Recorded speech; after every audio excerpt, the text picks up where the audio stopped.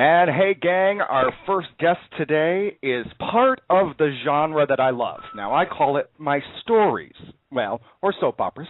Having appeared on Guiding Light and All My Children, this hunky man is moving into prime time, and we got him right here on the queue. His name is Jordi Vilasuso. Jordi. Hey, Paul, how are you? Good, how you doing? I'm doing good, man. I'm actually out on my mother-in-law's porch enjoying some rays before we leave sunny South Florida back to Los Angeles, my family and myself. Very, very nice. Now, you and I actually met in person a few weeks ago. You need to tell everybody how I stalked you. Go ahead. We were working on that pecs next to each other at LA Fitness, and you told me to take my headphones off. And I said, all right. I accepted the invitation to take them off, and you said, where the hell have you been? Meaning, I'm assuming, first off, that caught me off guard, but I'm assuming now, and I know now, that you meant where was I in terms of All My Children. And, I gave you a little kind of synopsis of what's been going on with my life for the past 10 months. Yeah. Here in South Florida. That was my stalker moment. I loved it. Actually, originally, I saw you and thought, wow, what a good-looking man. He kind of looks like that guy on All My Children. And then you said your name is Jordi, and I'm like, damn, that's you. So I knew right away. Before we talk about your soaps, you actually grew up in Florida, didn't you?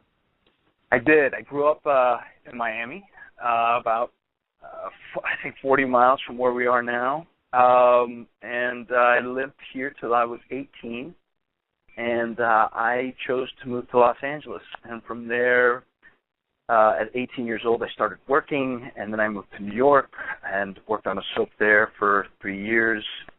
Loved New York City, and then I moved back to L.A., and where I did numerous TV and film work, and then I met my wife there. Which is, I'm very happy to say that we just celebrated our 1-year anniversary this Saturday. Oh, congratulations. Thank you very much. And we got pregnant, or I always say we got pregnant, and I used to hate when people said that, and now it takes two. It takes two, buddy. Right, it takes two.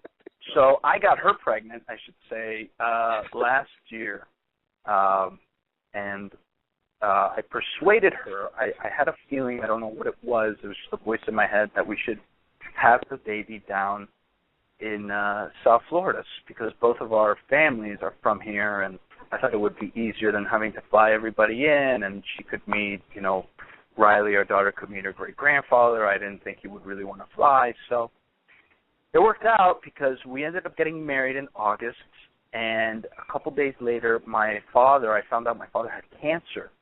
And it was in the very early stages. It was stage 1, and that voice in my head, I now know that it was a meaningful, purposeful. It wasn't a coincidence. It was something that I had to be here, and I was able to be with my father on a daily basis while he underwent intense chemotherapy. And I'm happy to say he is in complete remission. He is doing well. We spent the day with my family yesterday. And I also booked a lot of work down here. I did I was fortunate enough to book a pilot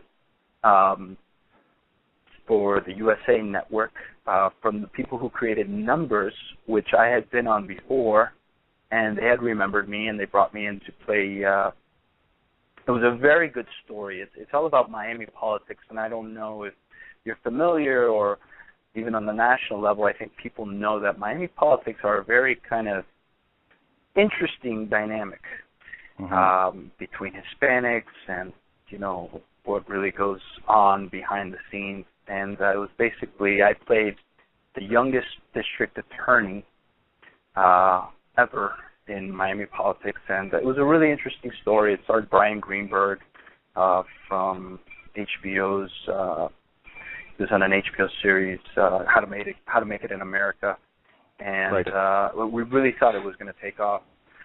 I may still come back.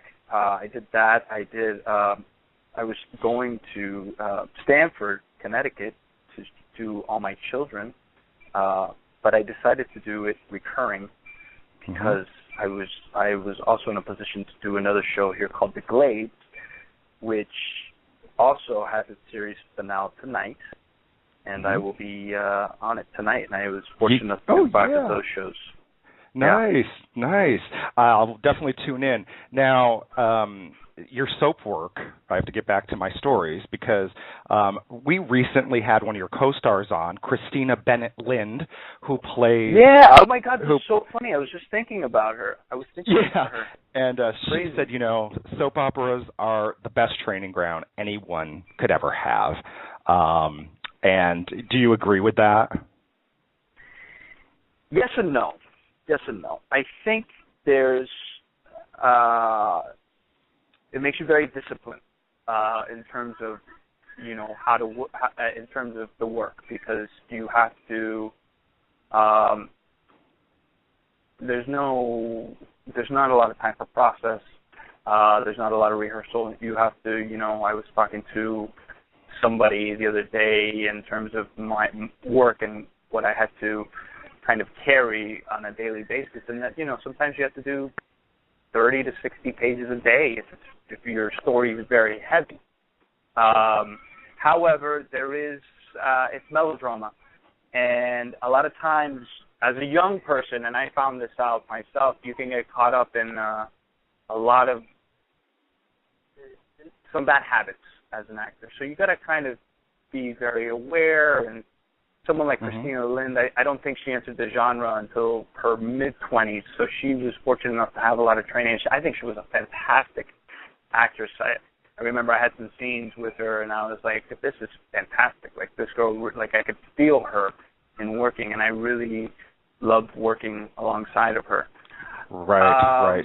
She's good. So there's to everything. I think there's, just like someone going from film to go to a soap, it doesn't really translate. It's really hard. Someone who works in film, who's grown up in that kind of world where, a lot of times they take their time. They can do 4 to 6 pages a day at the most on some of these, $100 million, $50 million movies. Someone like that going to a soap opera genre, it can be really difficult. Right. Because you really have to turn it on. You really have to know. It's also 3-camera, which is, the only other genre that has that is sitcom. So, there's a lot of blocking, and it's just a lot of different stuff. So, for me, it's a mixed bag. Just like I said, I think different genres of our work, whether it's film, TV, theater, they all have their pitfalls. You really just have to know each medium.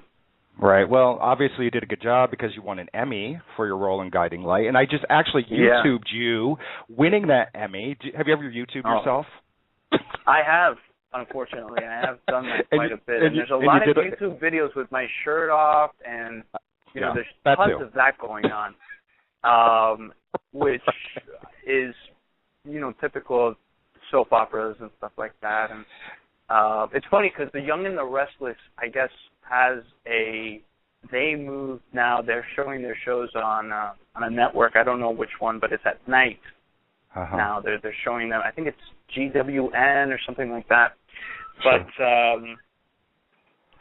the preview is just sexual innuendo, guys with their shirts off, girls being thrown against the wall, and it's like that's what it's it's a lot. It's love stories, That's what this genre is about, Yeah, that's how I like to make love.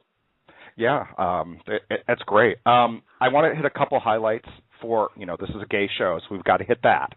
The one thing I saw on Wikipedia, you were on Buffy. Now, come on, that's pretty gay. Yes. We love Buffy. That was like one of the first jobs I'd ever done in Los Angeles. Right. I was 18. It was for this little role, and I basically had to. I actually got my butt kicked by Sarah Michelle Gellar in the scene, awesome. and it's funny enough. she came back to All My Children, I guess, when we were wrapping up in Los Angeles for ABC, and I saw her, and in the parking lot I said, I had actually worked on your show about 12 years ago with you, and you kicked me. And she said, that's cool. She didn't remember quite what it was. Right. But talk about like 6 degrees of separation. She played Kendall, then you got on the show, and another actress who were involved with Kendall. Oh, it's all combined there. Yeah. And Alicia Minshew, I have to commend Alicia Minshew. She is, you should have her on your show, and I'll definitely tell her to do your show. She is one of the funniest, I don't know if I can curse on the show, but we did so much cursing on that. Like, that girl's mouth is dirty. Awesome. And we would just have a ball on set. It was, we had such a good time, and we're still very good friends, her and myself. Good. So, yeah, she's I had a awesome. good time. Another interview I kind of stumbled upon, I don't know where you were or what you were doing. They said if Griffin was to come back, would you be opposed to Griffin on All My Children being gay? And you said, no, not at all. No, I wouldn't. It's so funny, it's like, they'd have to make it, like, they'd have to do it right. They can't just, this guy clearly was in love and this and that. And I don't know if they'd ever go that way, but, that whole thing never really, God, I know my wife would be happy if I played a gay character. She'd be you don't have to kiss these women anymore. Right, exactly. She'd be like, yeah, perfect. But yeah, I really don't, no, that doesn't really bother me. I would want them to do it right, and, and I also have the argument that, and it's kind of in jest, it's kind of a half joke, that, Griffin never, he never consummated any relationship. He never finished. And he always kind of pussyfooted around Kendall, and it was always because, your husband and this and that. It's like, come on, man. And I kind of sometimes would get frustrated on the page, and I'd have to work hard to kind of really justify why he would do certain things. Because me as a man, that would have been, old school Jordi would have been like 3 dates. We're in bed knocking boots. You know what I mean? Right. So, men are very simple. It's black and white. So, yeah. So we're winding down, but a couple things. One, All My Children just finished its first season online. Are you coming back if there's a second season? My agent has been in talks with the powers that be over there, and, they're interested. They weren't able to write me in for this season because I was working down here, and I was really grateful that I could work down here and be close to, my family and not in, just the Northeast. So it worked out. This year, if anything, has proven that everything is meant to be. So if I'm meant to go back over there, and I'm definitely open. I've reached out to them myself personally, and it's in the air. It's in the air. I would love it, and I get such sweet, wonderful, encouraging responses from my fans on Twitter and Facebook. So I'd like to just say thank you for that, because it means a lot. Yeah. Well, you're an amazing actor. We love to see you, and there's nothing like Kara talking to her brother. I can't, enough of the mother. Let's go back to the brother. Anyways, so something that's kind of exciting coming up this month here in Fort Lauderdale is you're going to make a personal appearance with Ken Schreiner from General Hospital. Absolutely, yeah. We'll be here the 21st and the 22nd. There'll be a breakfast. I'll be hitting it up on my Twitter page when this interview launches, and it's up on my Facebook page, Jordi Vilasuso at Facebook, and it's going to be a lot of fun, man. And I would love for all your listeners, anybody in South Florida who wants to come out, we're going to have a blast. We're going to do a lot of fun stuff. So yeah, it's going to be in Fort Lauderdale, and I think it's going to be a great time. I do these appearances from time to time, and they always turn out fantastic. Great, and we'll put the information up on our Facebook as well. We'll promote that for you. Jordi, thank you. And before we go, you've worked with some of the best. Kim Zimmer, Susan Lucci, who do you prefer? Oh, don't put me in that position. That's a hard one. Oh, shit. It's like, God, that's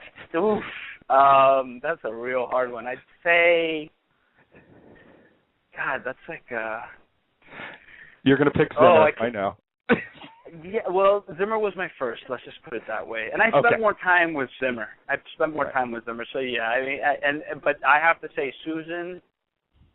God bless that woman. She is one of the sweetest, classiest. If there's a word that I can pick for Susan Lucci, it is classy. She is one of the most classiest people I've ever met in my life.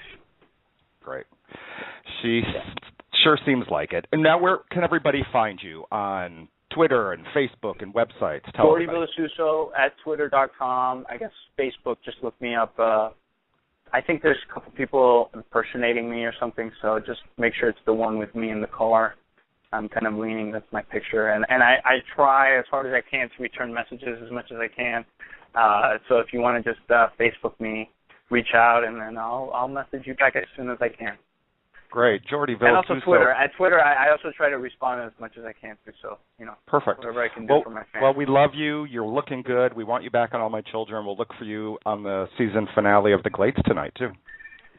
Beautiful. Thanks, Paul. Thanks, so Jordi. much. Take care. What a great guy. Hey, guys, we need to take a quick break here on the Q. We will continue right after this. Stay with us, please.